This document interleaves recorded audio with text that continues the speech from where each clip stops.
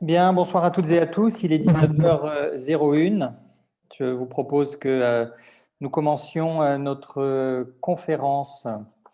Nos camarades sont en train de nous rejoindre, mais comme nous n'avons qu'une heure ensemble, je vous propose que nous débutions tout de suite.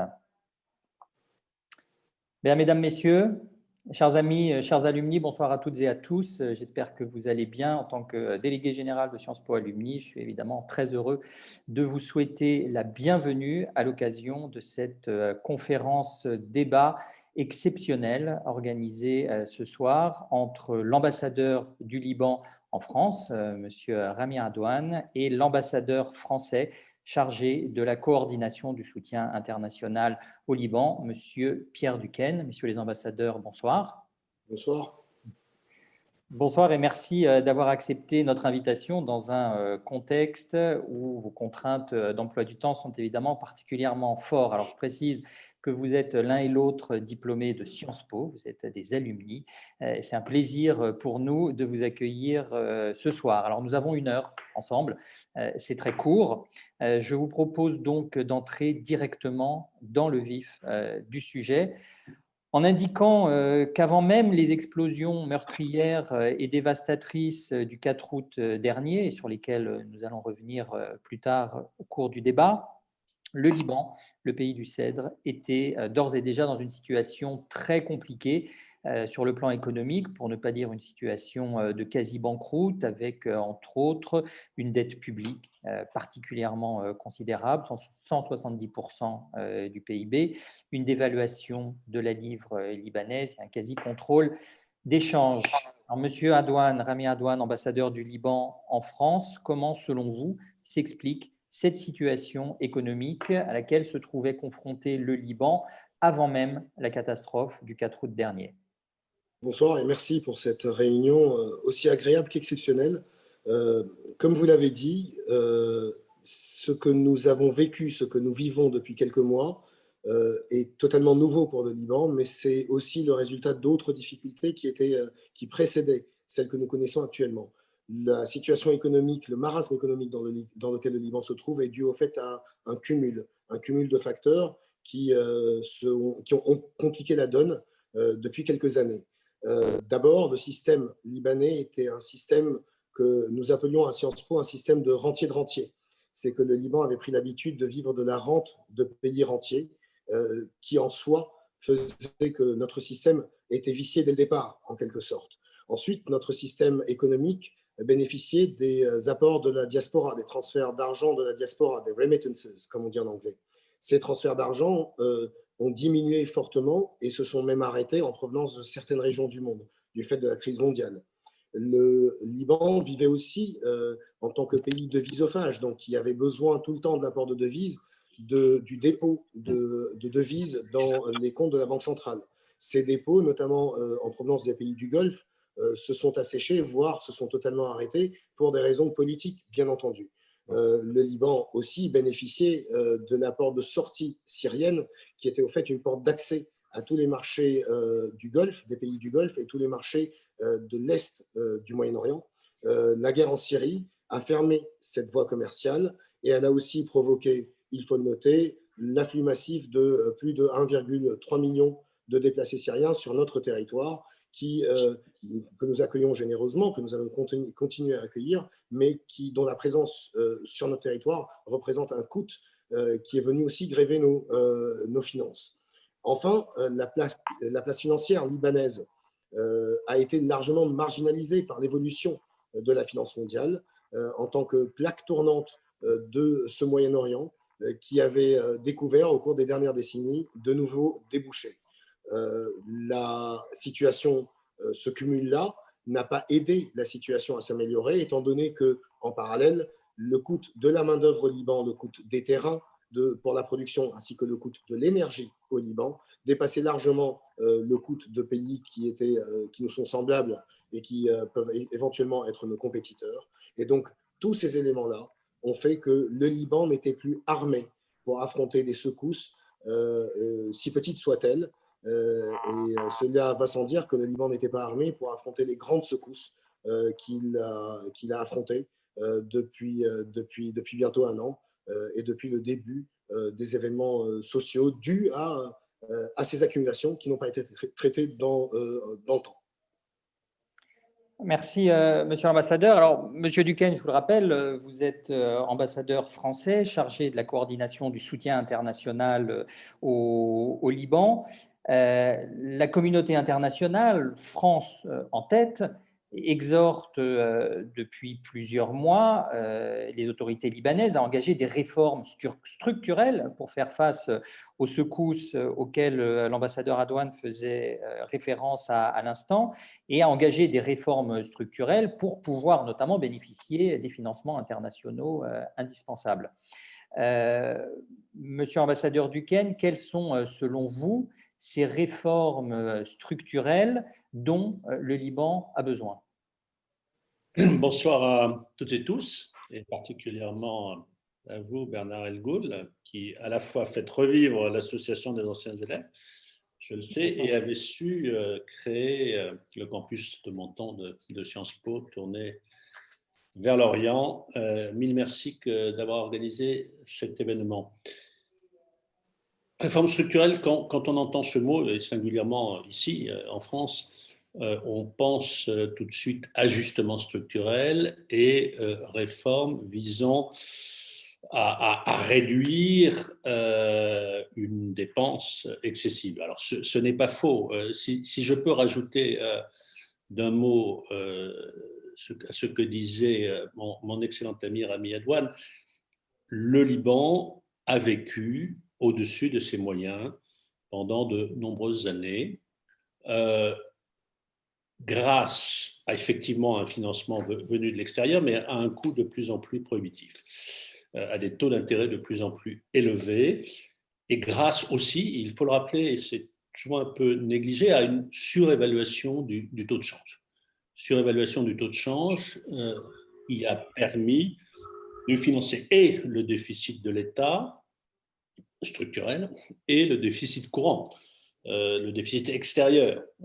Quand vous en êtes de manière régulière à 25 à 30% de déficit extérieur par rapport au PIB, ça ne peut plus continuer. Donc, il devra y avoir des réformes structurelles qui visent à effectivement cesser de vivre au-dessus des moyens.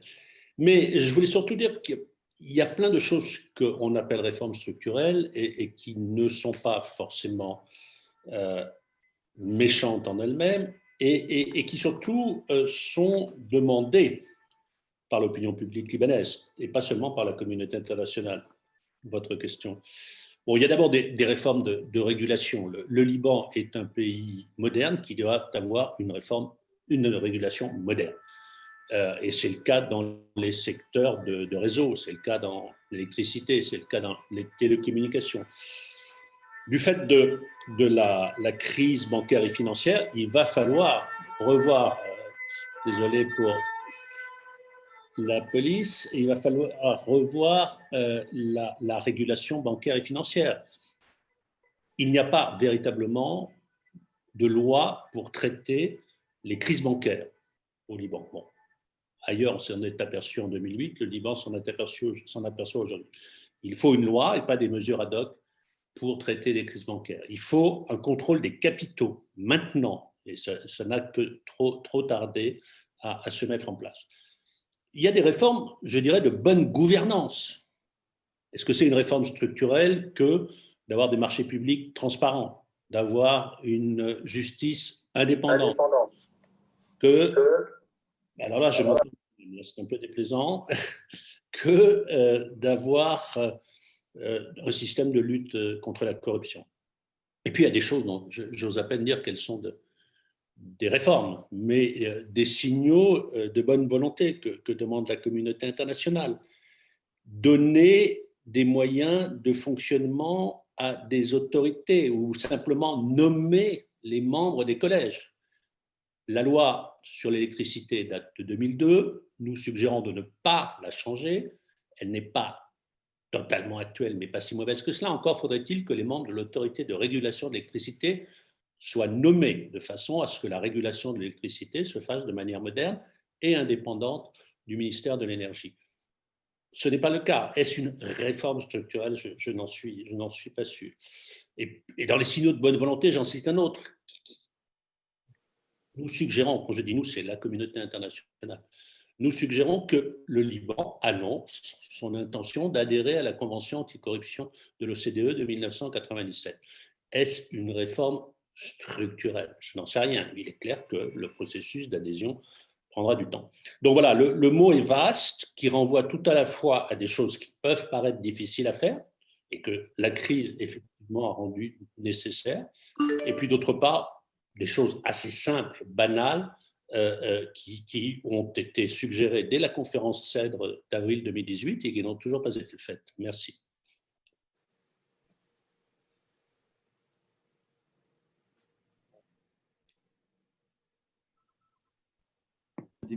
Bernard, votre micro.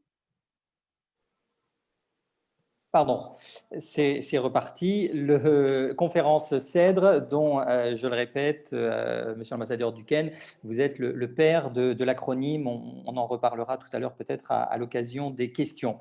Alors Emmanuel Macron s'est rendu au Liban au lendemain de l'explosion, puis en août, puis au début du mois de septembre. À nouveau, il avait notamment donné 2 semaines au gouvernement libanais pour s'accorder sur un gouvernement de mission.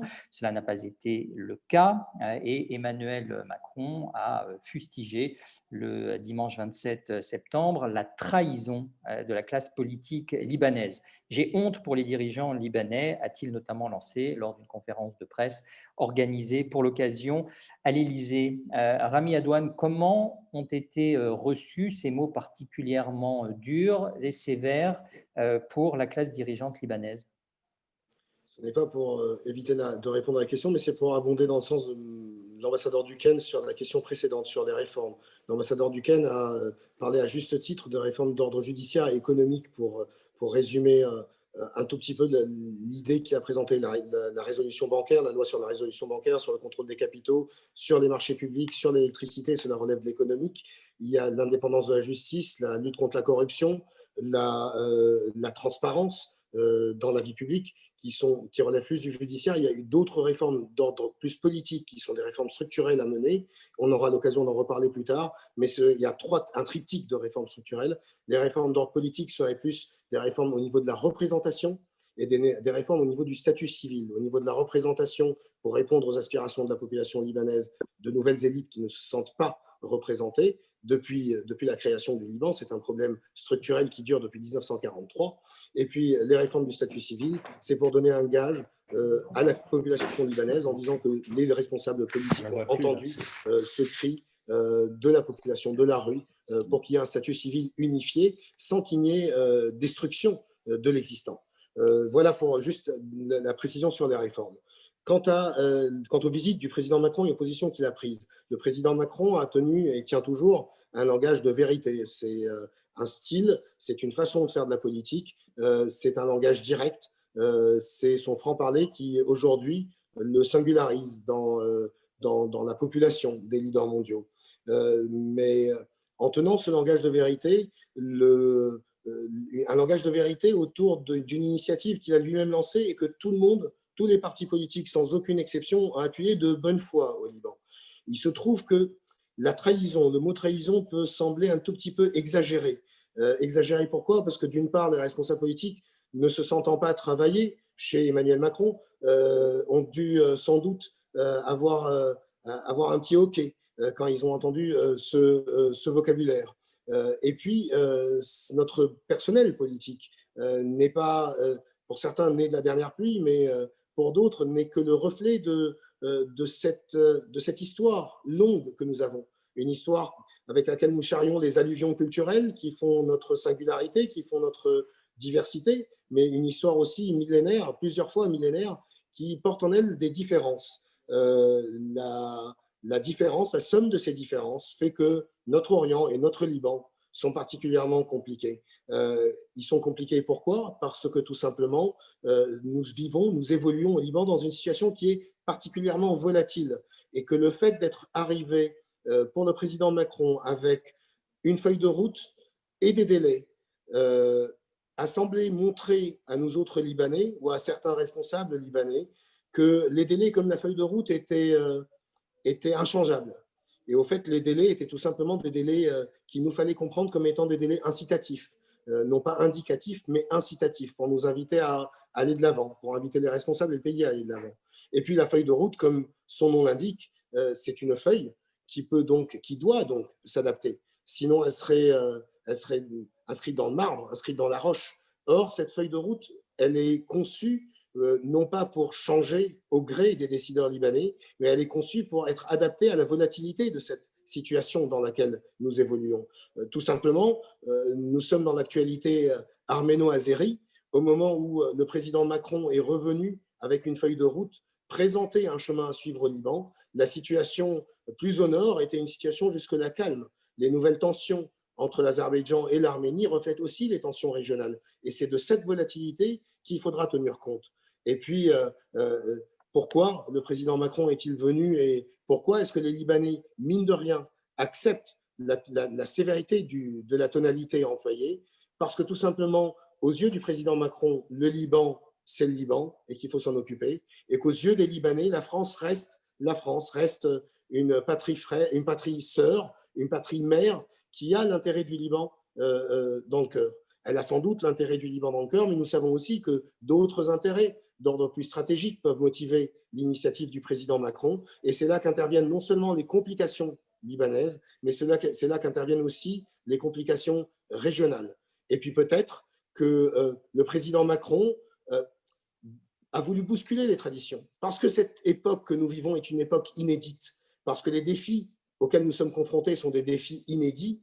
Il a adopté une attitude et il a proposé une initiative qui elle-même, dans l'histoire des relations internationales, est une initiative qui peut sembler inédite. Arriver avec une feuille de route, avec une vraie proposition de solution clé en main, c'était là, pour lui, pour le Liban, quelque chose de nouveau. C'est sans doute quelque chose de nouveau à l'échelle plus large.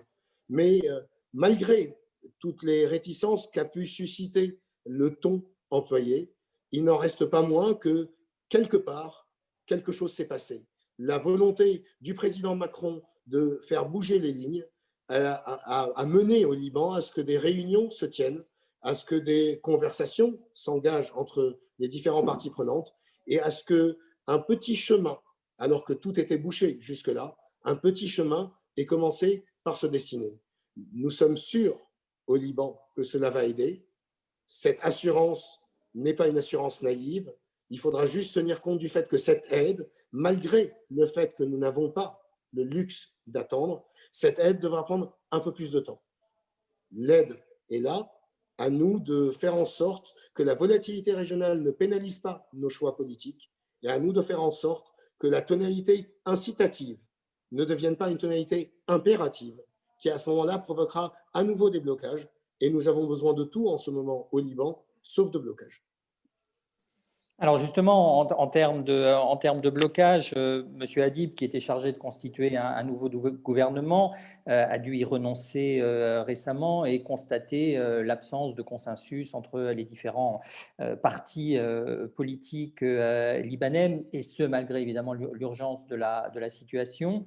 Dans ce contexte, la responsabilité du parti chiite Hezbollah, allié de l'Iran, et également de son allié Amal, cette responsabilité est régulièrement pointée du doigt, dans la difficulté notamment à former un nouveau gouvernement. Rami Adouane, c'est une analyse que vous partagez ? C'est une analyse que je partage sans vouloir nécessairement donner des gages à ceux qui veulent choisir des boucs émissaires. Il se trouve que l'initiative du président Macron était une initiative inédite. La nomination, donc la désignation du Premier ministre Hadib, de mon cher collègue, Moustapha Hadib, ambassadeur à Berlin, était une nomination qui est venue par des biais inédits aussi au Liban. Les consultations parlementaires prenaient beaucoup plus de temps pour la désignation d'un Premier ministre, et le fait que cette désignation ait pu avoir lieu aussi vite est une forme inédite de la pratique politique au Liban.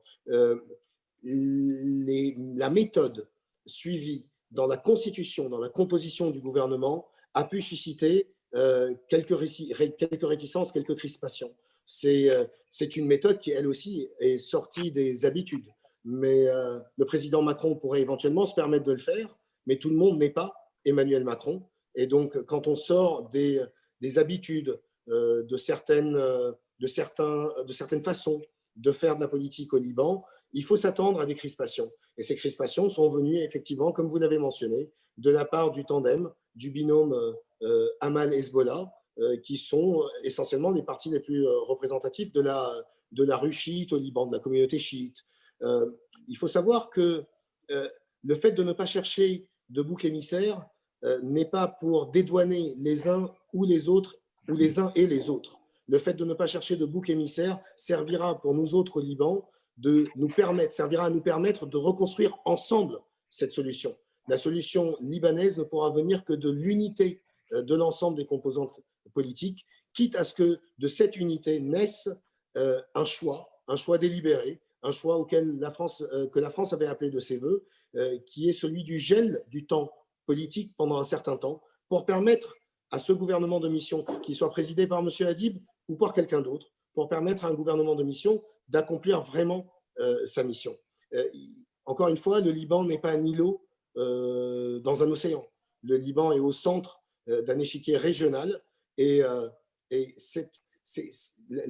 l'interférence, l'ingérence, l'intervention d'acteurs régionaux complique encore plus la tâche. Il complique la tâche ces interférences à la fois aux Libanais qui essayent de reconstruire ensemble, d'avancer ensemble sur ce chemin dont les premières pierres ont été posées, dont les premiers jalons ont été posés, mais il complique aussi la tâche du président Macron, qui était arrivé avec cette initiative inédite qui servait essentiellement à nous sortir de l'ornière, à nous permettre d'avancer. Alors justement, cette initiative inédite, cette implication de la France dans le dossier libanais, Pierre Duquesne, comment est-ce que vous l'analysez et comment est-ce que vous expliquez l'engagement personnel aussi fort du président Macron? Je suis désolé, j'ai manqué une partie de l'intervention de Rémi. C'est pour ça que je vous repose la question, il n'y a pas de problème. Donc, le président de la République a dit, je pense mieux que moi, le 6 août, lors du tout premier voyage sur place après l'explosion d'un dirigeant étranger, le 1er septembre et lors de la conférence de presse de l'autre dimanche, quel était son attachement personnel au Liban, l'attachement de la France. Et je ne vais pas redire, parce que chacun le sait qui nous écoute, les liens innombrables entre le Liban et la France. Donc son engagement est total. C'est un engagement, il l'a dit, j'imagine que Rami Alouane en a parlé, qui est exigeant.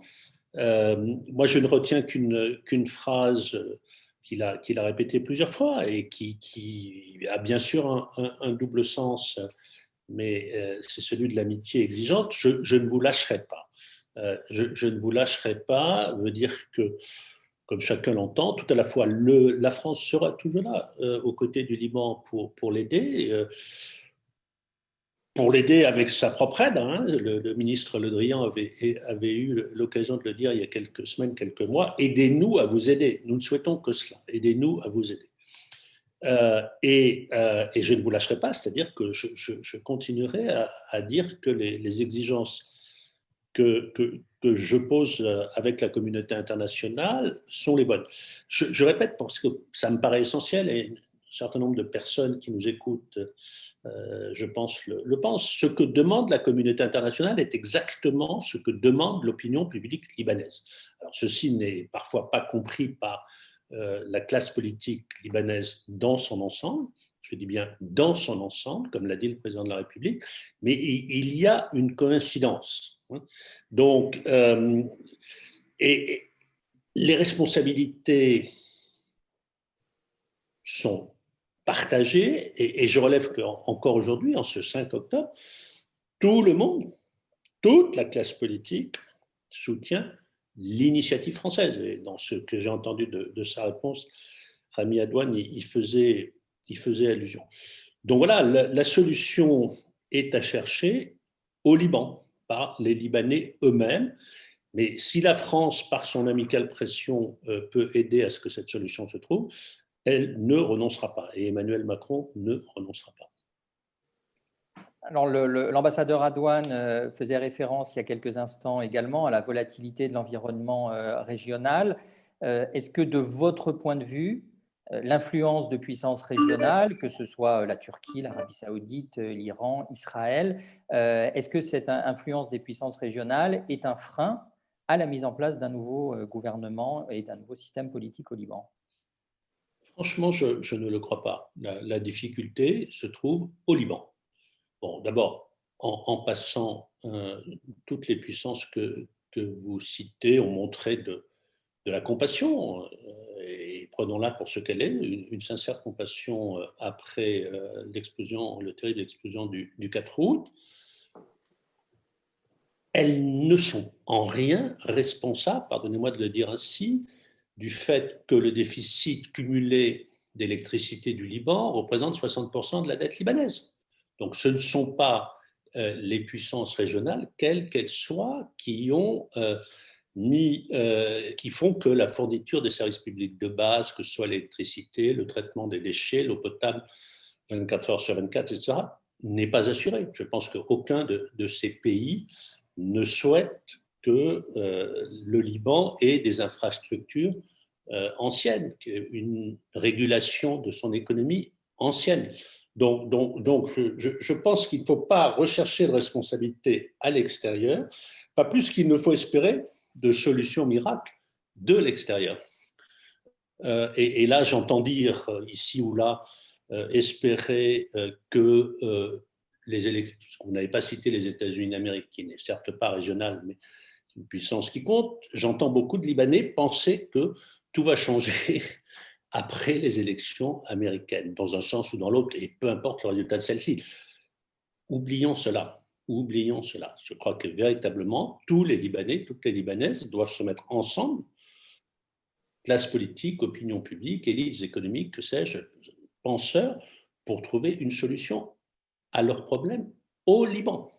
Au Liban, elle se trouve là, elle ne se trouve pas dans telle ou telle évolution extérieure. Alors bien sûr que l'environnement joue, je ne vais pas complètement le nier, mais le fond de l'affaire est d'abord libanais. Je le répète, ce n'est pas une quelconque puissance régionale qui explique que l'électricité ne soit pas fournie 24 heures sur 24 au Liban. Alors, tous les Libanais doivent se mettre ensemble, vous nous le dites à l'instant. Néanmoins, une part significative de la population libanaise aujourd'hui est touchée de plein fouet par la crise économique et par la crise sanitaire liée à la fois au Covid, évidemment, mais également aux explosions du 4 août dernier. On a affaire donc à une crise protéiforme. La rue libanaise, en tout cas une partie de la rue libanaise, manifeste quotidiennement, appelle au renouvellement de la classe politique, souvent qualifiée de corrompue. Rami Adoune, est-ce qu'on assiste à un printemps libanais comme il a pu se dérouler dans d'autres pays de la région?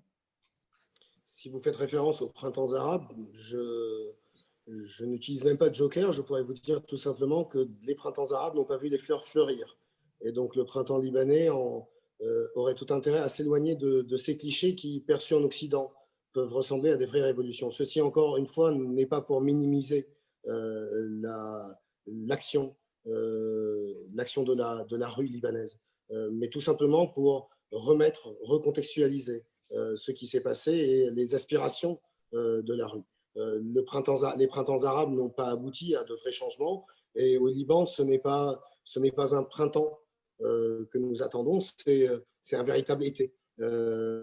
Parce que ce que nous voulons, ce n'est pas la transformation de notre système par un coup de baguette magique ou par une intervention étrangère. Nous savons qu'il n'y a pas de solution miracle, comme l'a dit l'ambassadeur Duquesne, et nous savons forcément que les interventions étrangères n'apportent pas au Liban les solutions. La solution, encore une fois, devra émaner des Libanais. Les changements au Liban, comme partout ailleurs, les changements se font d'habitude lentement. Les transitions se font dans les pays démocratiques par la voie des urnes et par un processus social qui prend son temps et qui n'éclot pas à l'issue de quelques manifestations. Je suis très très fier de représenter un État démocratique. Je suis très fier de représenter un État dont la population peut s'exprimer librement. Je suis très fier d'entendre les jeunes Libanais, les moins jeunes au Liban, porter dans la rue les aspirations pour un Liban nouveau, pour un monde nouveau. Mais malheureusement, je constate à regret qu'entre les manifestations qui durent depuis bientôt 1 an et la véritable transition, il ne s'est pas trouvé de courroie de transmission. Il ne s'est pas trouvé de moyens, de liant entre les aspirations communes qui font l'unité des Libanais dans la rue et puis tout simplement des propositions plus concrètes qui feraient l'évolution du Liban de demain. Dans d'autres pays, vous savez, les populations sont homogènes. Elles descendent dans la rue. Les printemps, je pense notamment au printemps des pays de l'Est européen, sont des printemps qui concernent des structures politiques qui sont différentes de la structure politique protéiforme en termes de crise et multiforme en termes sociaux au Liban. Ce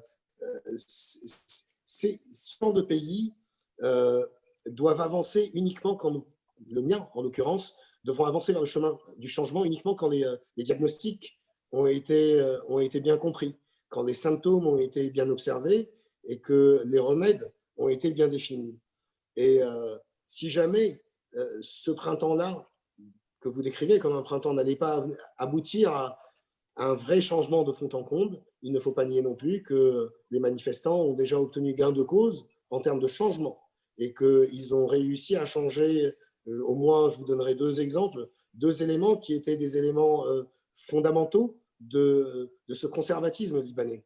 Je parlerai d'abord du secteur bancaire. Les manifestants ont mis le doigt sur la plaie de ce secteur-là, un secteur qui nécessitait une restructuration que nombre de nos partenaires, dont la France, n'avaient pas vu l'intérêt pendant de longues années, mais qui aujourd'hui est devenu un impératif.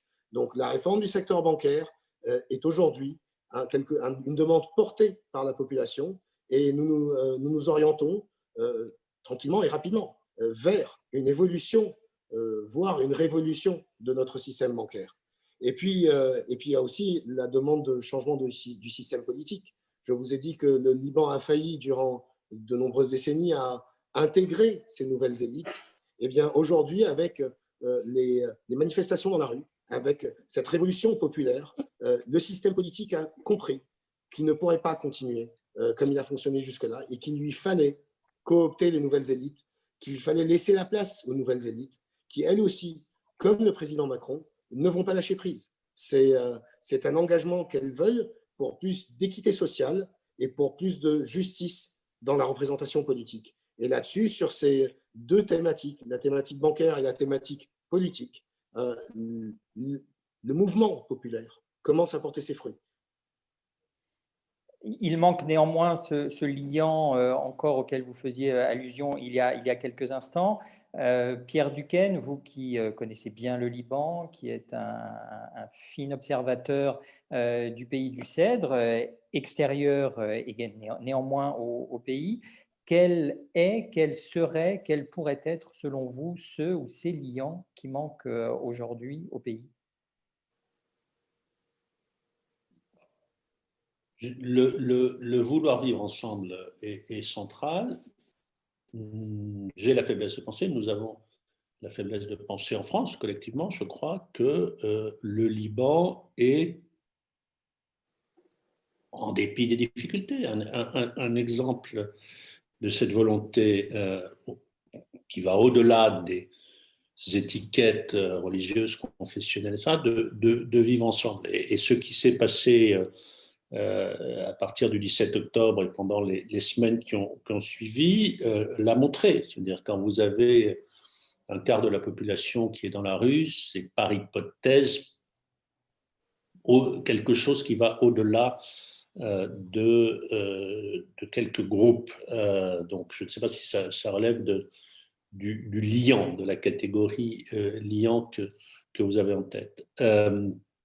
Donc, il y a cette volonté, il y a au Liban un capital humain considérable, je veux dire, une qualité des gens, de la main-d'œuvre à tout niveau, qui est un atout pour le pays. Dans la catégorie du liant, je crois qu'il va falloir que collectivement, et une fois encore, pardonnez-moi si j'ai manqué quelques étapes interruption d'Internet, il va falloir que collectivement la population se dise que le modèle économico-social, financier tel qu'il a fonctionné doit être profondément repensé. Et que, alors j'entends Rami Adouane qui dit que personne n'avait vu l'hypertrophie du secteur financier. Si, désolé, je crois qu'on était beaucoup à l'avoir vu, et dit que le système pouvait continuer à fonctionner un temps, et de fait, il a fonctionné un certain temps, mais qu'il reposait sur la confiance, pas la confiance des marchés et, comme on disait dans les années 70, des gnomes de Zurich, d'abominables spéculateurs, mais la confiance de la diaspora. Et c'est effectivement elle qui, pas seulement par les remises des expatriés, mais par les dépôts qu'elle a fait en banque, a financé la dette publique à un coût de plus en plus croissant, rémunérateur pour elle, faut-il le souligner. Et ce liant, il était là aussi. C'est au moment où cette diaspora a commencé à perdre confiance, depuis 2-3 ans, on le voit dans le volume des dépôts, dans les taux d'intérêt, etc., que les choses se sont dégradées. Ce ne sont pas d'horribles spéculateurs étrangers qui ont commencé à faire défaut, à douter. Ce sont des Libanais expatriés ou fils d'expatriés. Donc là, il y a du lien aussi à reconstituer sous l'angle de la confiance sur la base d'un nouveau modèle économique et social, avec des productions locales et pas seulement des importations. Les importations massives étaient facilitées par un taux de charge surévalué. Il va falloir produire localement. Et il y a plein de choses à faire. Je ne sais pas si ça redonnera aussi du liant. Mais moi, je reste totalement optimiste sur la capacité des Libanais eux-mêmes à se sortir de l'ornière dans laquelle ils sont, dans laquelle est le pays, avec peut-être de temps en temps des pressions amicales externes, mais globalement avec de la ressource interne.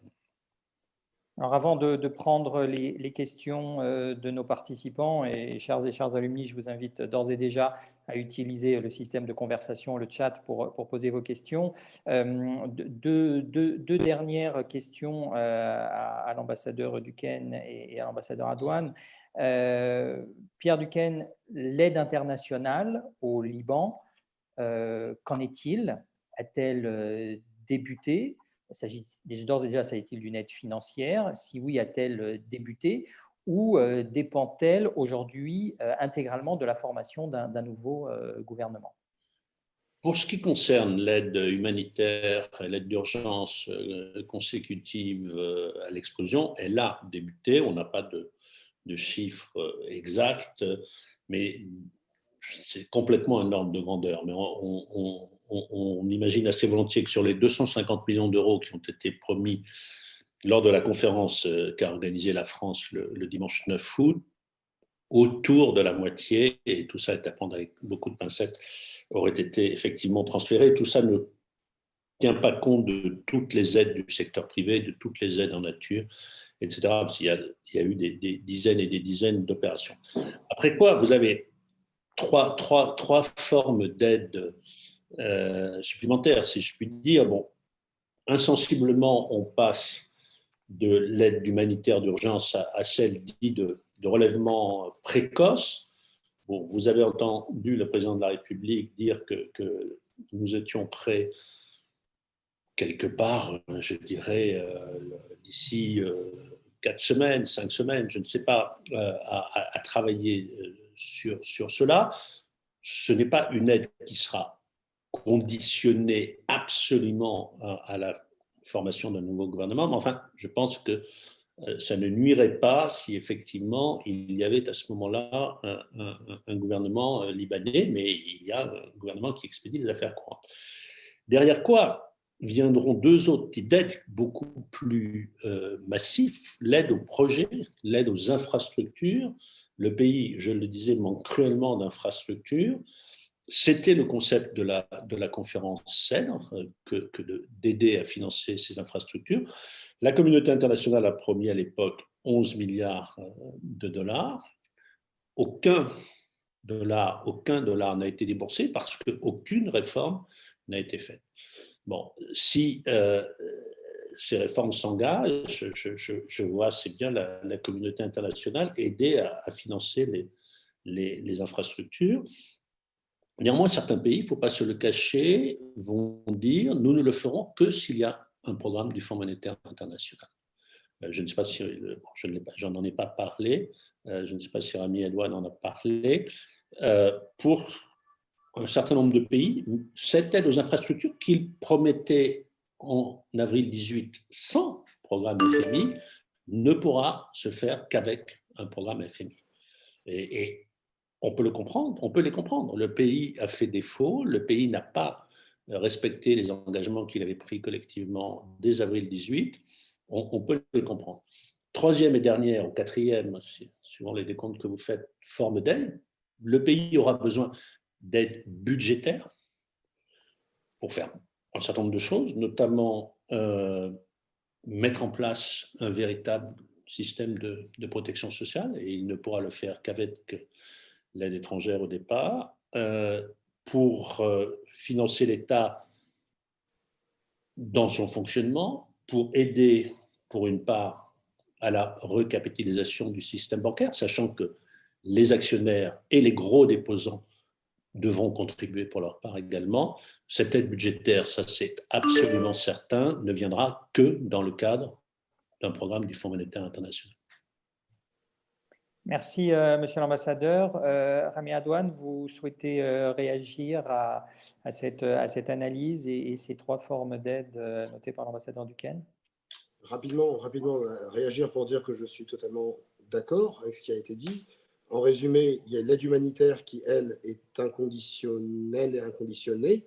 Et puis, il y a les aides économiques qui sont les trois aides que vient de détailler l'ambassadeur Duquesne, qui, elles, sont conditionnées par l'engagement de réformes structurelles, de réformes sérieuses, et pour certaines, par l'engagement de réelles discussions, de fond, avec le Fonds monétaire international.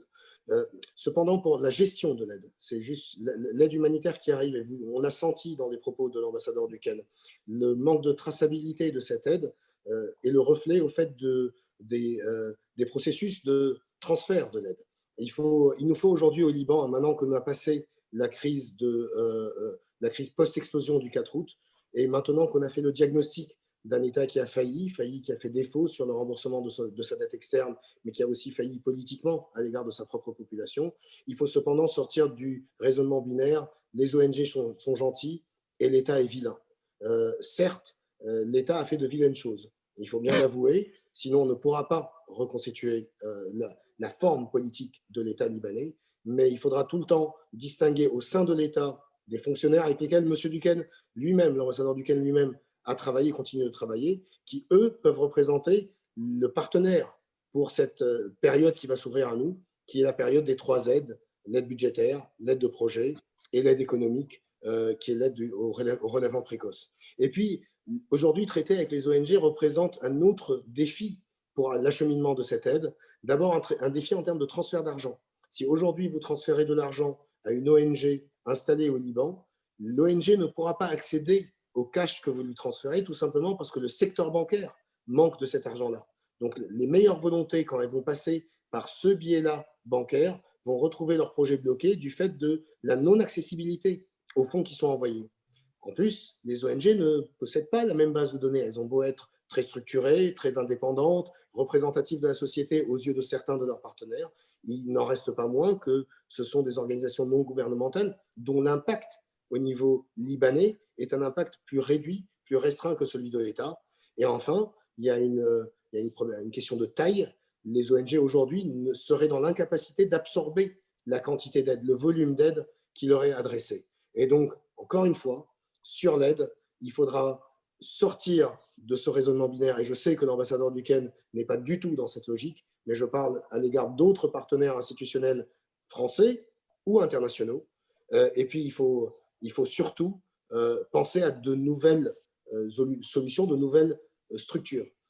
Il me vient à l'esprit la reconstruction de Beyrouth, donc la reconstruction des conséquences de l'explosion, de la double explosion du 4 août.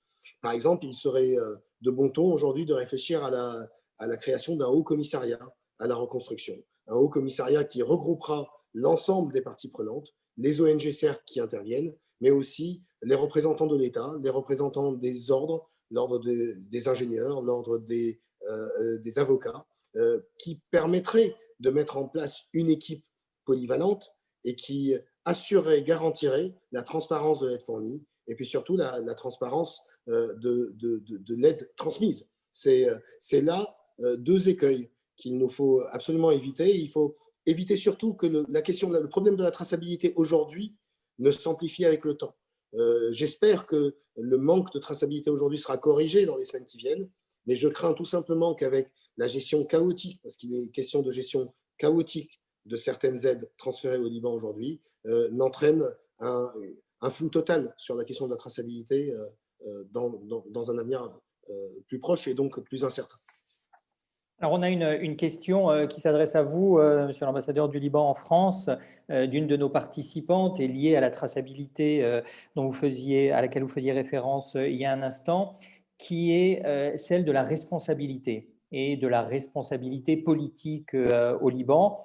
Vu de France, on a régulièrement le sentiment, encore plus marqué depuis les explosions du 4 août, que se pose un problème de responsabilité où les personnes en charge de certains secteurs ou de certains dossiers semblent, une fois que la catastrophe est arrivée, semblent vraisemblablement, en tout cas, ne pas être au fait de la situation. Le directeur du port qui n'aurait pas eu connaissance de ce qui s'y trouvait, le responsable de l'électricité qui finalement hérite ou est lui-même responsable d'une situation telle que vous l'avez l'un et l'autre décrite. Qu'en est-il? Il y a un déficit de responsabilité. Il ne faut pas se leurrer. Il y a un déficit de responsabilité qui a été acté lors de la première visite du président Macron. Ça, il l'a dit le 6 août, il n'a pas attendu sa deuxième visite pour mettre les responsables libanais face aux réalités et pour rappeler à tout le monde que désormais, le temps des responsabilités était arrivé. Des responsabilités d'ordre politique, des responsabilités d'ordre juridique. Le fait de vouloir mener l'enquête au Liban laisse craindre, aux yeux de certains, que cette enquête ne finisse enterrée comme toutes les autres enquêtes qui n'ont jamais abouti à aucune accusation, à aucune mise en jugement. Mais cette enquête-là devra démontrer qu'après l'explosion du 4 août, la situation a drastiquement changé.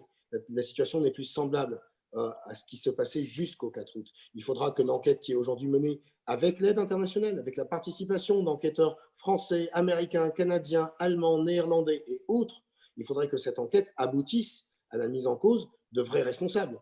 Mais la mise en cause de vrais responsables, il ne faudra pas que ce soit une mise en cause, encore une fois, passionnelle.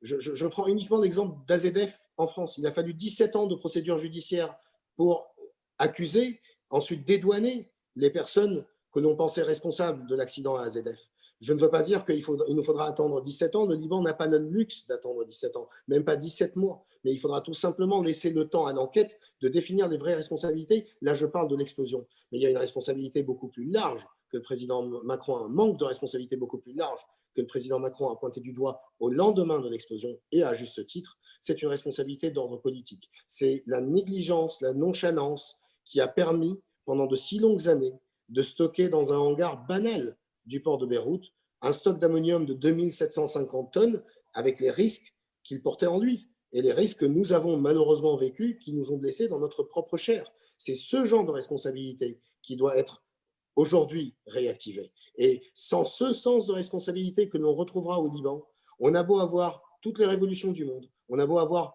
tous les printemps du monde, rien ne changera, puisqu'il nous faudra une conscience de la part d'une classe dirigeante que ces responsabilités entraînent des gains le jour où ça va bien, et puis des mises en accusation le jour où ça va mal. Et sans cette responsabilité, on ne pourra pas sortir de tous les scénarios toxiques, néfastes, négatifs qui sont en train de s'écrire pour nous à l'avenir. Il faudra d'abord commencer, sans doute par la confiance retrouvée de notre diaspora, de notre population, de la communauté internationale, mais aussi par le choix de gens intègres, de gens honnêtes, de gens responsables, de gens calmes, de gens pondérés pour mener à bien les réformes. Ce sont tout simplement ces responsabilités-là que la population appelle de ses voeux. Alors une réaction également de l'un de nos participants qui indique que les propositions de la rue sont très concrètes. C'est la formation d'un gouvernement de mission neutre. Par conséquent, le terme de trahison tel qu'il a été employé par le président Macron est tout à fait justifié.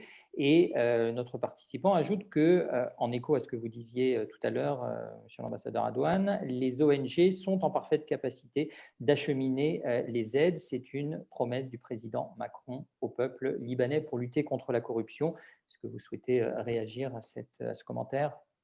Je ne peux pas juger ou déjuger la personne qui pense que les ONG sont prêtes. Il se trouve que les ONG elles-mêmes disent qu'elles ne sont pas prêtes. Il se trouve que les informations qui remontent non seulement à l'ambassade du Liban en France, mais qui remontent aussi à l'ambassade de France au Liban et à toutes les autorités qui sont impliquées sur le terrain, montrent les limites de l'exercice pour ces ONG-là. Elles sont prêtes à accueillir une aide qui reste une aide limitée. Le jour où on parlera de vrais volumes d'aide pour la reconstruction, d'aide pour la relance précoce, le relèvement précoce, ce sont des volumes que les ONG ne seraient pas en situation de pouvoir gérer. Mais je vois que M. l'ambassadeur Duquesne veut réagir. Je le laisserai réagir là-dessus. Et puis, je reviendrai sur votre première question tout à l'heure, si vous me permettez. Monsieur Duquesne. Oui, non, merci. On parle bien d'utiliser les ONG pour l'aide humanitaire, l'aide d'urgence, peut-être d'utiliser les ONG ou de petites institutions pour ce qui concerne l'aide aux très petites entreprises, si vous voulez, dans ce qui est la suite de l'explosion. Personne n'a prétendu, et je ne pense pas que c'est ça que l'ambassadeur Adouane avait en tête, qu'on allait utiliser les ONG pour débourser 11 milliards de dollars pour l'aide aux infrastructures. Mais l'alternative n'est pas celle-là. L'alternative, c'est que cette aide ne l'a pas été depuis celle. Et là est une différence fondamentale que je voudrais rappeler avec les conférences dites Paris 1 en 2001, Paris 2 en 2002 et Paris 3 en 2007, où effectivement des promesses avaient été faites par les dirigeants libanais de l'époque qui n'ont pas été tenues. En dépit de cela, la communauté internationale avait déboursé une partie seulement de l'aide promise. Ce qui nous a été dit clairement par la société civile, et là j'entends ONG et entreprises, les chefs d'entreprise libanais tiennent un discours extrêmement proche, pour ne pas dire strictement équivalent à celui que tiennent les organisations non gouvernementales. C'est, cette fois-ci, communauté internationale, tenez bon, ne déboursez pas tant que les réformes n'auront pas été au minimum engagées. Et je répète, depuis avril 18, aucune de celles qui avaient été promises n'a été engagée et a fortiori réalisée. Donc la conséquence en a été simple, aucun centime d'euro, qu'un cent de dollar n'a été déboursé dans le cadre de celle. Et pour qu'il cela soit, il faut effectivement que les choses se fassent. Est-ce qu'un gouvernement qui expédie les affaires courantes a la capacité ou la volonté de faire les choses qui n'ont pas été faites avant ? Je ne le sais pas. S'il le fait, tout le monde dira très bien.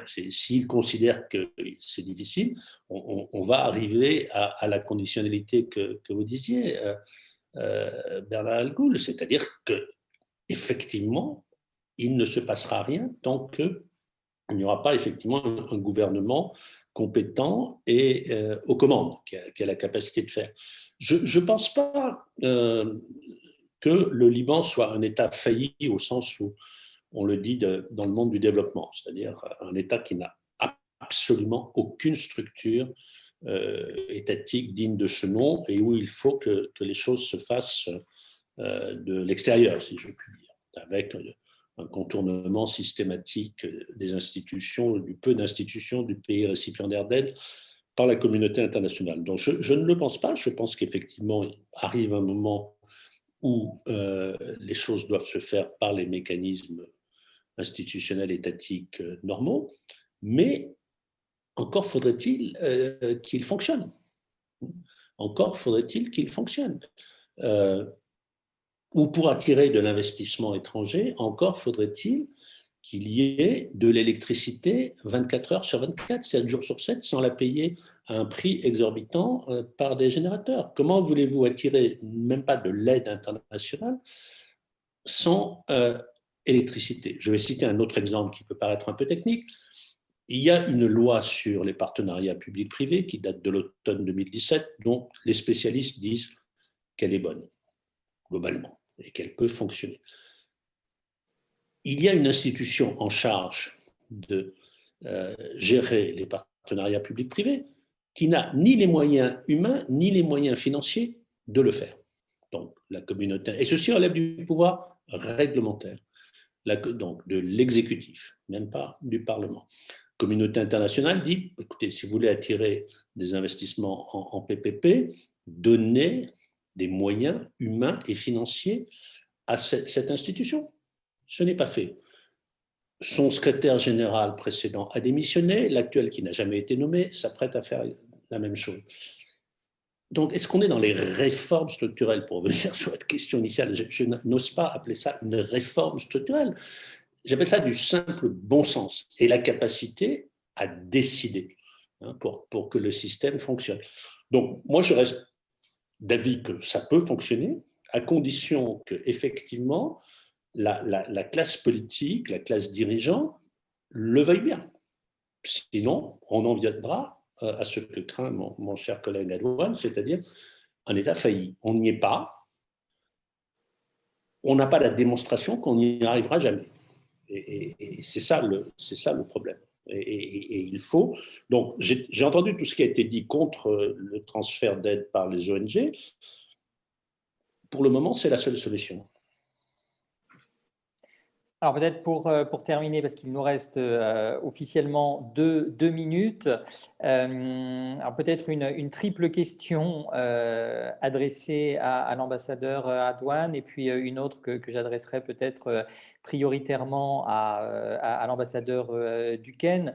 Un de nos intervenants se pose la question de savoir comment est-ce que justice pourrait être rendue alors même que le système judiciaire libanais est, selon lui, serait paralysé, sous contrôle politique et qu'aucune personnalité politique, à commencer par le président de la République, ne souhaite endosser la moindre responsabilité. Première question. Deuxième, une question là encore adressée spécifiquement à l'ambassadeur Adouane concernant le système bancaire. Vous indiquiez tout à l'heure que les choses bougeaient puisque les mobilisations populaires avaient notamment contribué à pointer du doigt les failles du système bancaire. Au-delà de ça, est-ce qu'il y a d'ores et déjà, selon vous, des pistes de réforme visibles? Ça, c'est pour l'ambassadeur Adouane. Et puis, nous terminerons, si on est d'accord, avec une question adressée à l'ambassadeur Duquesne. Quelles pourraient être les conséquences d'une intervention, d'une aide du FMI? Est-ce que l'on s'orienterait vers un modèle tel qu'il a été appliqué à la Grèce, l'autorité, la Troïka, etc. Rami Adouane? Tout d'abord, je reviens sur la trahison. La trahison, j'ai juste dit que l'emploi du mot trahison était un emploi exagéré qui a pu susciter des crispations parce que je ne pense pas qu'il y ait eu un engagement sous serment, la résidence des pins, je ne pense pas qu'il y ait eu un mariage forcé pour qu'il y ait eu trahison. Mais le mot trahison colle à la fois au contexte qui était un contexte problématique, à la personnalité politique, au tempérament du président Macron et sans doute au ras-le-bol des autorités françaises qui étaient venues en partenaire, en amis, et qui ont vu que l'échéancier, le calendrier incitatif qu'ils avaient peut-être présenté comme étant un calendrier impératif, avait fini par faillir. C'est là-dessus que je dis que le mot trahison aurait pu peut-être être perçu comme ayant été exagéré au Liban. Vous m'avez posé la question sur l'évolution du secteur bancaire et comment est-ce que je voyais les choses évoluer et changer. Les observateurs, les analystes, les spécialistes, dont le meilleur desquels est et reste l'ambassadeur Pierre Duquesne, ont un diagnostic assez clair de la situation du secteur bancaire.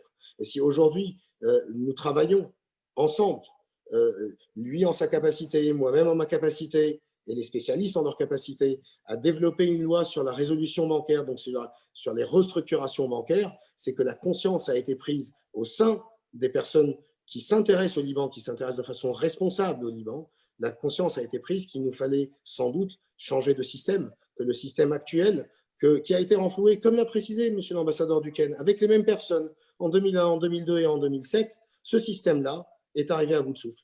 On l'a maintenu, je ne l'ai pas maintenu, mais les personnes qui ont à ce moment-là accordé des aides en échange de peu de réformes ou de réformettes ou de réformes symboliques, ces personnes-là, nos partenaires, nos amis, ont pris conscience que le système qui marchait jusque-là ne marcherait plus. Et que de toute façon, ce système que les Libanais dénonçaient depuis le départ, ce n'est pas récent, ce ne sont pas les 3 derniers mois, les 30 derniers mois ou les 3 dernières années. Ce sont les 3 dernières décennies qui étaient marquées par l'enchaînement, le cumul de ce système. Ce système-là, nous le voyons au Liban de l'intérieur nous mener dans une impasse. Certes, il a permis aux Libanais de vivre au-dessus de leurs moyens, mais certains Libanais responsables avaient déjà vu la faille dans le système et se rendaient bien compte qu'ils vivaient au-dessus de leurs moyens.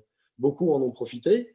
Le président Macron aussi, dans une formule qui est bien la sienne, mais qui relève un peu de l'exagération, a dit « tous sont touchés » en parlant des responsables politiques. Et peut-être que le système qui a survécu jusque-là a fait en sorte que tous sont touchés en parlant de l'ensemble des Libanais. Ce n'est pas juste une caste, une classe qui a touché, elle a sans doute peut-être touché plus que les autres, mais il serait un peu trop naïf de penser que le reste du pays, en vivant au-dessus de ses moyens, n'a pas bénéficié de ce système qui au fait, a coûté très cher à la longue.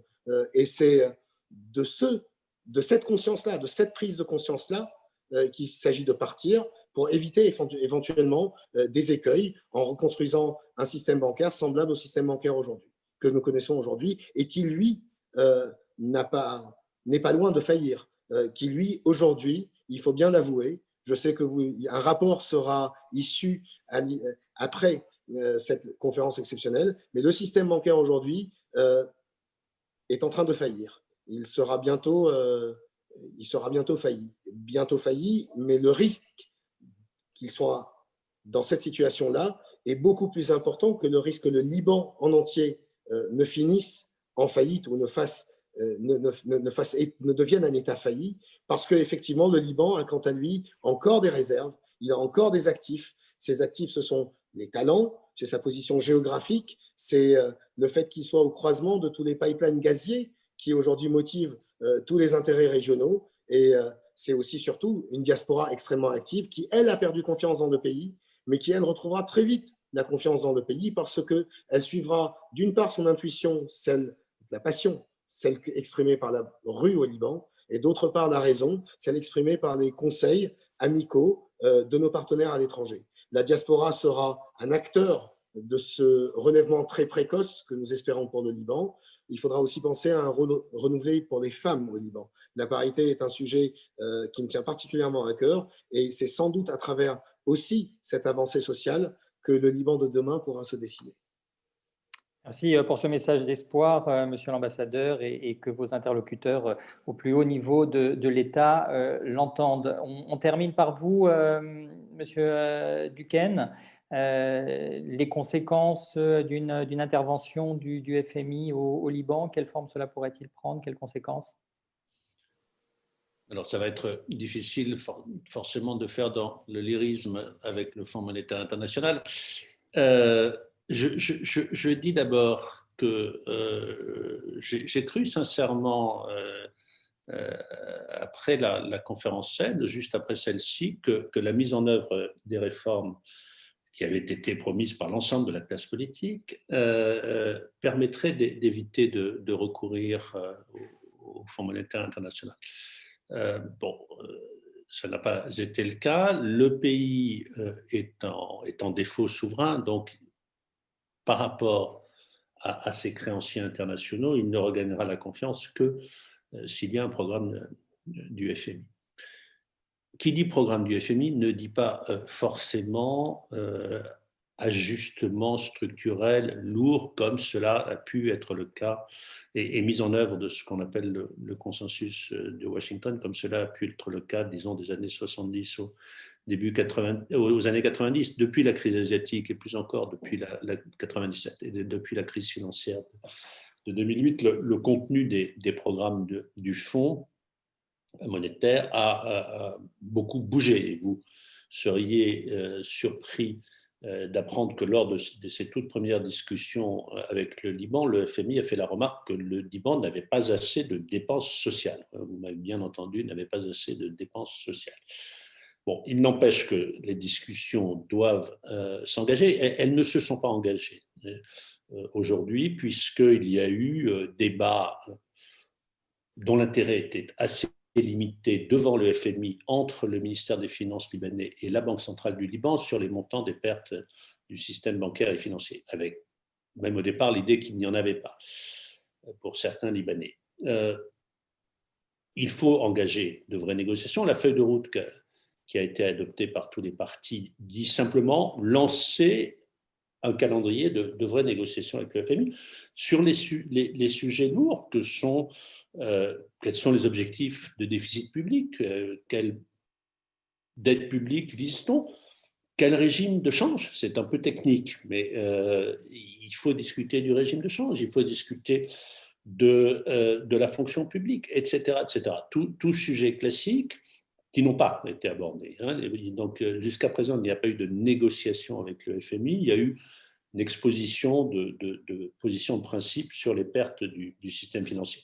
Il faudra discuter aussi de la reconfiguration du secteur bancaire et le fonds peut aider. Donc, je ne dis pas que l'ajustement sera facile. Il a été d'autant plus retardé qu'il donc pour une part sera difficile, mais je crois qu'il faut voir le fonds comme quelqu'un qui peut conseiller techniquement, dire des choses qui ne sont pas forcément faciles à dire en interne, apporter lui-même des financements, et le Liban en espère beaucoup, et mobiliser la communauté internationale, y inclut pour faire ce que j'ai dit, y inclut pour faire donc de la dépense sociale. Voilà, donc je l'ai dit en commençant cette réponse, je peux guère faire de lyrisme avec le Fonds monétaire international, mais l'histoire est pleine, y compris, vous citiez votre interlocuteur dans le chat citait le cas de la Grèce, y compris la Grèce, qui passait par des périodes difficiles, je n'en disconviens pas, mais qui s'est quand même sorti d'affaire.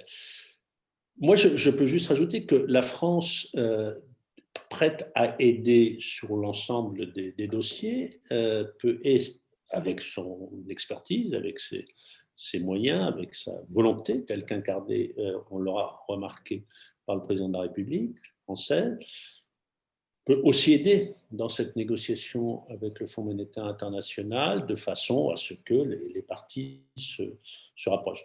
Mais j'en terminerai, je l'ai dit en passant, je le redis, je crois qu'effectivement, les ressources du Liban, son capital humain, comme disent les économistes notamment, sont telles que le pays peut s'en sortir. Il doit certainement changer de modèle économique, social et financier.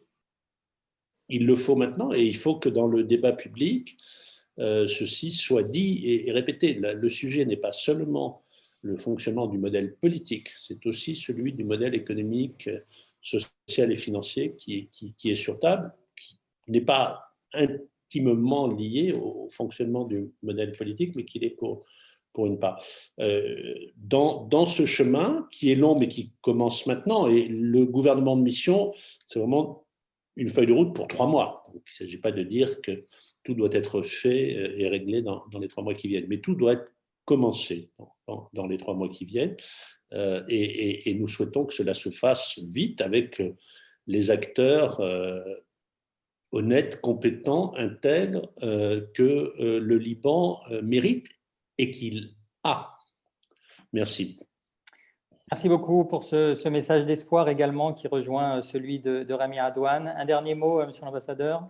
Je n'ai pas répondu à la question sur l'indépendance de la justice, mais parce que comment faire confiance à une justice, la question qui a été posée par l'un de nos auditeurs, on peut faire confiance à la justice parce que dans la justice, comme on vient de le dire, il y a des talents libanais, il y a un capital humain, il y a des juges qui ne sont pas malhonnêtes. La justice peut donner cette image de justice irresponsable qui n'a pas été jusqu'au bout de plusieurs affaires. Dans cette histoire-là, l'histoire de l'explosion du port marquera sans doute le passage d'une justice qui n'allait pas jusqu'au bout à une justice qui va jusqu'au bout. Et cette justice qui ira jusqu'au bout, elle ira jusqu'au bout avec les juges libanais qui, eux, mèneront l'enquête jusqu'au bout. Et je ne fais que paraphraser ce que le président de la République libanaise a dit. Quel que soit le grade, quel que soit le rôle du responsable, ce responsable sera conduit devant la justice. C'est cet espoir de voir de la part des juges renaître une justice indépendante qui permet à tout le Liban d'espérer que après ces périodes, ces défis auxquels nous sommes confrontés, ces périodes difficiles que nous vivons, nous pourrons voir germer, voir jaillir un nouveau Liban. La justice peut donner l'image d'être une justice incompétente, malhonnête, corrompue. Ce serait vraiment trop triste de mettre tous les juges dans le même bain. Certains juges font honneur à la justice internationale et non pas à la justice libanaise. Et puis, petite remarque en passant sur l'enquête internationale, je vous ai dit qu'elle est menée avec l'aide d'enquêteurs internationaux, mais certains tribunaux, avec tout le temps qu'ils ont mis, je ne pense pas uniquement au tribunal qui concerne notre pays, mais à d'autres tribunaux internationaux, ont montré aussi les limites de l'exercice d'une justice internationale.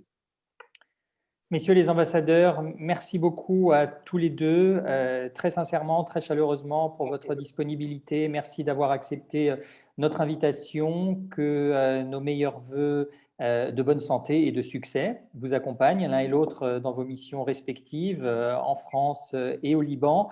Nous vous donnons rendez-vous à l'un et l'autre, si vous en êtes d'accord, au début du premier trimestre 2021 pour faire un point d'étape et pour prolonger cette discussion et ce débat. Chers et chers alumni, merci à tous et à toutes pour votre présence. Nous vous souhaitons une excellente soirée. À très bientôt sur les ondes de Sciences Po Alumni. Bonne soirée à toutes et à tous. Merci. Merci. Désolé pour les interruptions. Merci à tous les deux.